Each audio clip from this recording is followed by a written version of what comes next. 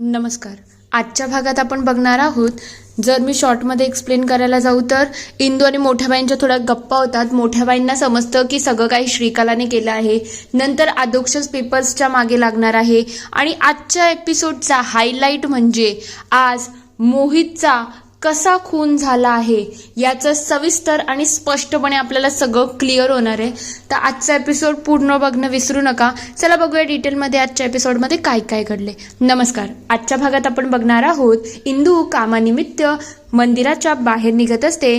तेवढ्यात मोठ्या बाई तिथे येतात आणि म्हणतात ही पाण्याची बॉटल घे आणि स्वतःकडे लक्ष दे. तेव्हा इंदू म्हणते मोठ्या बाई किती करणार ना गं, एवढा माझा विचार नका करू. तेव्हा ते म्हणतात आत्ताही तुझाच विचार आहे आणि जेव्हा तुझ्या विरुद्ध काही ना काही करायची ना तेव्हाही तुझाच विचार असायचा. खरं म्हटलं तर माझं आयुष्य तुझ्याच मागे गेलेलं आहे. पण ठीक आहे, पण मला एक सांगा ग, तू एवढं सगळं असून सुद्धा लष्कराच्या भाकऱ्या बाजणं काही सोडत नाही आहे. तेव्हा ती म्हणते तसं नाही मोठ्या बाई, हे सगळं गरजेचं आहे ना. तेव्हा ते विचारतात काय ग, तू तालुक्याला का गेली होती अधोक्षज बरोबर, काय घडलं आहे मला सांगते का.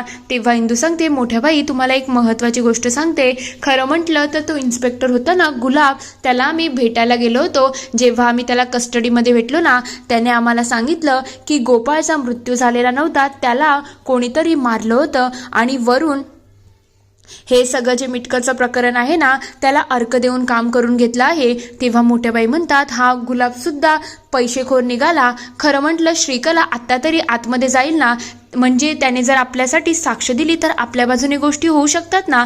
तेव्हा इंदू म्हणते नाही ना मोठ्या बाई, खरं म्हटलं तर तो आता इन्स्पेक्टर राहिला नाही ना, त्याच्यावरती मिटकरच्या खुनाचे आरोप लागले आहेत. त्याच्याचमुळे आपण त्याची साक्ष ग्राह्य धरू शकत नाही आणि याच्यातून श्रीकला इझिली निघून जाईल. तेव्हा मोठ्या बाई विचारतात मग आता काय करायचं, तू तिला कसं आतमध्ये टाकणार, तिला लवकरात लवकर जेलमध्ये पाठवणं गरजेचं आहे, म्हणजे तिनेच आपल्या गोपाळचाही खून केला ना. तेव्हा ती म्हणते हो मोठ्या बाई तिनेच सगळं केलं आहे, पण हे सिद्ध करणं खूप कठीण आहे, त्याच्यासाठी तर पुरावे शोधायला लागतील. तेव्हा मोठ्या बाई म्हणतात ते तर नक्कीच भेटेल, पण मला असं वाटते आता आपल्याला त्यांच्या टीममधल्या लोकांना फोडायला लागेल. खरं म्हटलं तर मला असं वाटते ती रत्ना आहे ना ती सगळ्यात कमजोर प्लेयर आहे आणि तिला जर आपण आपल्या बाजूने केलं ना तर श्रीकला आणि त्या पोपटरावाचा काळा चिठ्ठा आपल्या समोर येईल आणि आपल्यासाठी फायदेशीर होईल. आपल्याला शत्रू पक्षामध्ये जाऊन गोष्टी आपल्या बाजूने करून घ्यायला लागतील. तेव्हा इंदू म्हणते नक्कीच मोठ्या बाई तुम्ही जे बोलताय ते आपण करूच. इकडे शकुंतला काकी आणि बाकी सगळे इकडे बसलेले असतात. तेवढ्यात तिथे अधोक्षज येतो आणि म्हणतो मी तालुक्याला गेलो होतो, मला आत्ताचा 7/12 तर मिळाला आहे, पण पूर्वीचे तिकडे कोणतेच डॉक्युमेंट नाही आहेत. आपल्याला ते जर डॉक्युमेंट मिळाले ना तर आपण श्रीकला आणि त्या पोपटरावाला घराबाहेर काढू शकतो. तेव्हा व्यंकू महाराज म्हणायला लागतात कसं आहे माहिती का, पूर्वी अशी लिखापडी होत नव्हती आणि पूर्वी दानपत्र असायचं, त्यांनी ते दिलं होतं, पण ते आता कुठे आहे मी सुद्धा त्याला स्वतःहून बघितलं नाही. तेव्हा अधोक्षज म्हणतो दानपत्र मिळालं नाही तर पुढच्या गोष्टीच होऊ शकत नाही, हे सगळं खूप कठीण असणार आहे. तेव्हा व्यंकू महाराज म्हणतात हे बघ आमच्या हिशोबाने तर गोष्ट अशी होती की इंदूच्या आजोबांनी ती जमीन तुझ्या आजोबांना दिली होती, त्यानंतर आपण घर बांधलं आणि बाकी सगळ्या गोष्टी झाल्या. आम्हाला असं वाटलं की त्यानंतर त्यांचे वडील आणि नंतर इंदू या सगळ्याची मालकी हक्क आहे, पण आता हे वेगळंच काहीतरी कळते, मला तर खूप टेन्शन येत आहे. तेव्हा अधोक्षज म्हणायला लागतो काका ते डॉक्युमेंट शोधणं गरजेचं आहे, तेव्हा जाऊन आपल्याला सगळ्या गोष्टी समजतील. तेव्हा शकुंतला काकी म्हणतात आता करायचं काय, नेमकं हे जागेचे पेपरांचं होणार काय आहे. तेव्हा अधोक्षज म्हणतो पेपर नाही मिळाले ना तर आपण काहीच करू शकणार नाही, त्या दोघांची काळजी वाढलेली असते. तर दुसरीकडे इकडे सगळेजण चहा प्यायला बसलेले असतात. तेव्हा श्रीकला विषय काढते की बाबा तुम्हाला माहिती आहे का त्या मोहित पाटलाचा कोणी खून केला आहे, म्हणजे त्याचा जीव कसा गेला. तेव्हा ते म्हणतात नाही ग एवढी मला काही चौकशी नाही आहे. तेव्हा ती जोरजोरात हसायला लागते. ते बघतात ते दोघंही घाबरतात आणि विचारतात काय ग श्रीकला मला खरं खरं सांग, हे सगळं तू तर केलं नाही ना. तेव्हा श्रीकला सांगायला लागते की तिला आठवतं की तिने गोपाळ बरोबर काय केलं होतं. गोपाळला तिने अर्क पाजला होता आणि त्याला घराबाहेर बोलवलं होतं. तेव्हा ती त्याला विचारते काय रे गोपाळ मला सांग तुला कोणी बघितलं का. तेव्हा गोपाळ सांगतो हो मला इंदूने बघितलं. तेव्हा इंदूने त्याला विचारलं होतं, तेव्हा गोपाळने सांगितलं होतं मी एमर्जन्सीला चाललो आहे. गोपाळ इकडे शांत उभा असतो. तेव्हा श्रीकला म्हणायला लागते ती इंदी आहे ना ती सतत सगळीकडे मध्ये मध्ये करत असते, तिची तर सवयच आहे. पण जाऊ दे, तुला आता एक काम करायचं आहे, हे रॉड आहे हे घ्यायचं आहे आणि तुला मोहितच्या घरी जाऊन त्याचा कायमचा बंदोबस्त करायचा आहे. ती लगेच सगळ्या गोष्टी अर्धवटच सांगत असते. तेव्हा पोपटराव म्हणतात म्हणजे तू नाही तर गोपाळने सगळं केलं आहे ना? खरं सांग श्रीकला, याच्यामध्ये फक्त तूने तुझं डोकं लावलं आहे, तू डायरेक्टली या सगळ्यामध्ये इन्व्हॉल्व तर नाही ना? तेव्हा ती म्हणते आता तुम्हाला माहिती याच्यावरती विश्वास ठेवायचा आहे की नाही? तेव्हा रत्ना ही थोडी घाबरून गेलेली असते. पोपटराव विचारतात या सगळ्याचा विचार करून करून ना माझं मेंदू तर पूर्ण असं शांत सायलेंट झालेलं आहे, त्याच्यामध्ये कोणताही विचार करण्याची क्षमता सोडली नाही. श्रीकला खरं खरं सांग, हे सगळं तूच घडवून आणलं की तू सगळं केलं आहे? नेमकं प्रकरण काय आहे ते तू जरा आम्हाला सविस्तरपणे सांगते का? तेव्हा ती म्हणते तुम्हाला ऐकायचं आहे का मी कसं हे सगळं घडवून आणलं? तेव्हा ती म्हणते अर्थात, तू सांग की काय घडलं होतं ज्यामुळे मोहितचा असा खून झाला. तेव्हा ती पूर्ण स्टोरी सांगायला सुरुवात करते. इकडे गोपाळ आणि श्रीकला दोघंही मोहितच्या घराबाहेर आलेले असतात. तेवढ्यात तिथे करिश्मा दार बंद करून निघतच असते. श्रीकला आणि ते दोघं मागे लपतात. तेवढ्यात श्रीकला त्याच्या हातामध्ये ते रॉड देते आणि सांगायला लागते हे काय आहे माहिती आहे ना, याला हातात घ्यायचं आणि तिथे जाऊन तुला त्या मोहितच्या डोक्यावरती वार करायचा आहे आणि असा वार करायचा आहे की एका झटक्यात त्याचा जीव जायला पाहिजे. लवकर कामाला लाग. लगेच तिचं ऐकून गोपाळ कामाला लागतो आणि तत्परतेने मोहितच्या घरामध्ये जात असतो. इकडे मोहित दारू पिऊन असतो, त्याच्यामुळे त्याला थोडीफार शुद्ध गेलेली असते.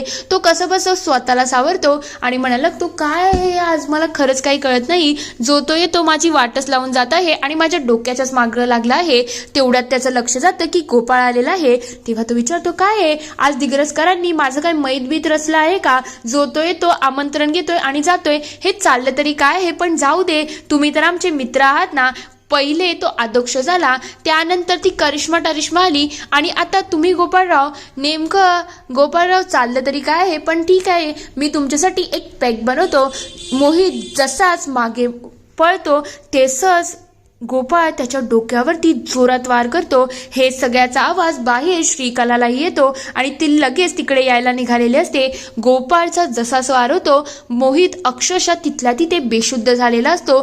ते बघता श्रीकला लगेच तत्परतेने आत येते. इकडे मोहित पूर्णपणे मरून गेलेला असतो.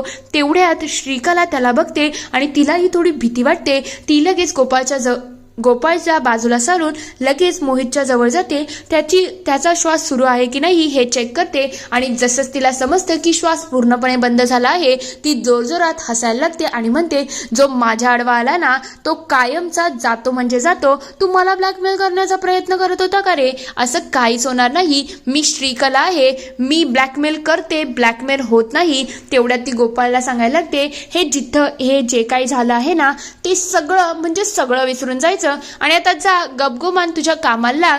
गोपाळ लगेच तिथून निघून जातो. श्रीकला मोहितच्या जवळ जाते आणि म्हणते तू माझ्या रस्त्याच्या मध्ये आला होता ना, जो मला आडवा जाईल ना तो कायमचा आडवा होतो, हे आठवण ठेवायचं. आणि मोहित तिथेच त्याचा जीव गमावून बसलेला असतो. पण श्रीकलाच्या चेहऱ्यावरती वेगळाच असुरी आनंद आलेला असतो. इकडे पोपटराव विचारतात पण श्रीकला तू त्याला मारलं का ग? नेमकं हे सगळं गोपाळनेच केलं, पण तुला या सगळ्याची काय गरज होती? तेव्हा रत्ना विचारते काय ग या सगळ्या मागचं कारण काय होतं? तुला काय रक्ताची चटक बिटक लागली आहे का जे येऊन जाऊन सगळ्यांच्या जीवावरती उठते? तेव्हा श्रीकला म्हणते असं काहीच नाही आहे. खरं म्हटलं तर तो मोहित आहे ना, तो मला धमकी देत होता. त्याला माहिती होतं की मी पोपटरावाची मुलगी आहे, तो मला ब्लॅकमेल करण्याचा प्रयत्न करत होता आणि जो माझ्या या मिशनच्या मध्ये येईल ना त्याला मी सोडणारच नसते.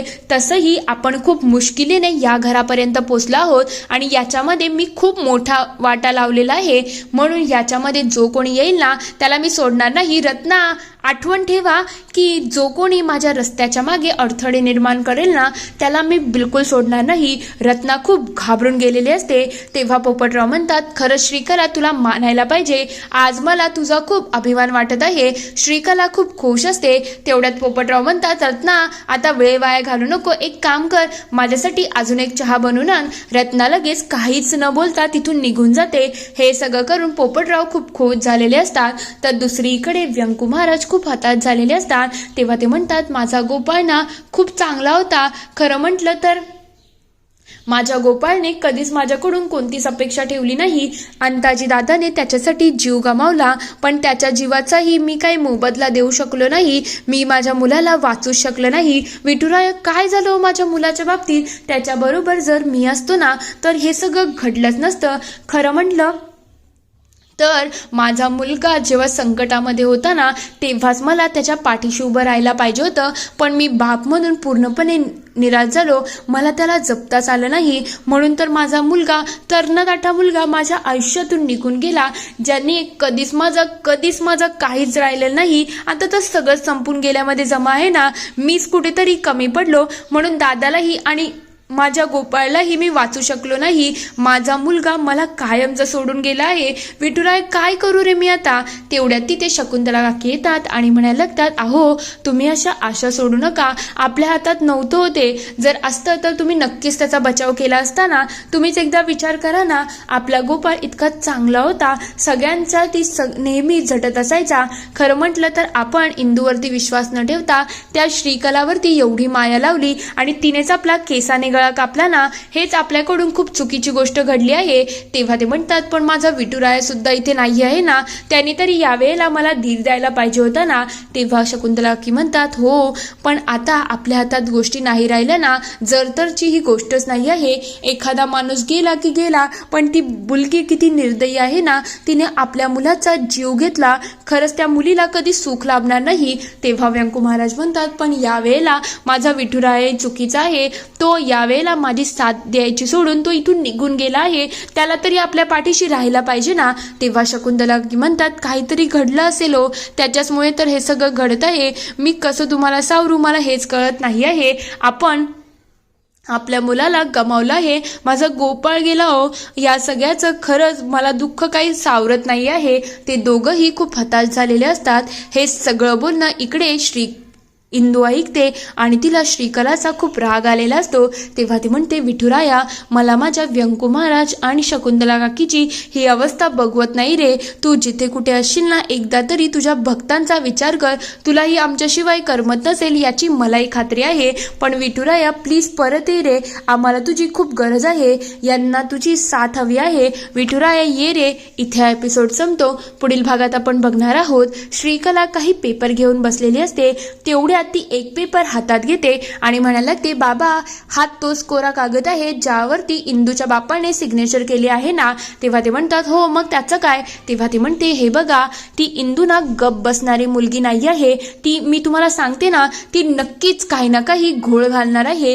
पोपटरावही तिच्यावरती बारीक लक्ष ठेवायला तयार झालेले असतात. थोड्या वेळानंतर इंदू चोरून घरात घुसते आणि लगेच डॉक्युमेंट शोधायला सुरुवात करते.